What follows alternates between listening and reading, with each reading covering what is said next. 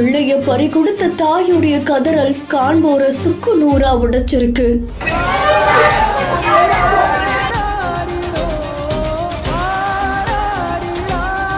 10 வருஷம் தவ இருந்து கொடுத்த பிள்ளைய கடவுளே திருப்பி எடுப்பது நியாயமா? மீள முடியாத துயரத்தில் பரிதவிக்கும் குடும்பம். திருப்பத்தூர் மாவட்டம் நாட்டரம்பள்ளி அடுத்த நயன செருவு பகுதியை சேர்ந்த முருகனுடைய மகன் தான் அருள் பிரகாசம். இவருக்கு கந்தகளி பகுதியை சேர்ந்த சங்கீதா அப்படின்ற பெண்ணோட கடந்த 10 வருஷத்துக்கு முன்னாடி திருமணம் ஆச்சாம். 10 வருடங்களா குழந்தை இல்லாத நிலையில 1.5 வருஷத்துக்கு முன்னாடிதான் ஆண் குழந்தையும் பிறந்திருக்கு. அருள் பிரகாசம் விவசாயம் செஞ்சுட்டு வராங்க. இந்த நிலையில ஏறு உழுறதுக்காக தன்னுடைய டிராக்டர் எடுத்திருக்காங்க.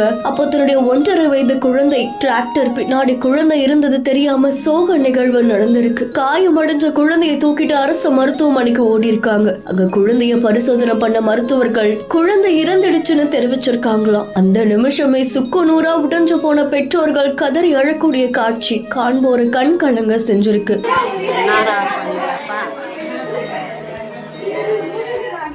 குழந்தையுடைய தாத்தாவான முருகன் அப்படின்றவங்க தன்னுடைய குழந்தையை எப்படியாவது காப்பாத்திடலாம் அப்படின்னு செவிலியர்கள் கிட்ட வாக்குவாதத்துல ஈடுபட்டு குழந்தையை கட்டி அணைச்சபடி தூக்கிட்டு ஓடினது காண்போர கதிகலங்க செய்திருக்கு. தவமருந்து பெற்றெடுத்த குழந்தை இப்படி பரிதாபமா உயிரிழந்தது அந்த பகுதியில் பெரும் பரபரப்பையும் சோகத்தையும் ஏற்படுத்தி இருக்கு. இது தொடர்பா திம்மம்பேட்டை போலீசார் இப்போ விசாரணை மேற்கொண்டு வராங்க அப்படின்னு தெரிவிக்கப்பட்டிருக்கு.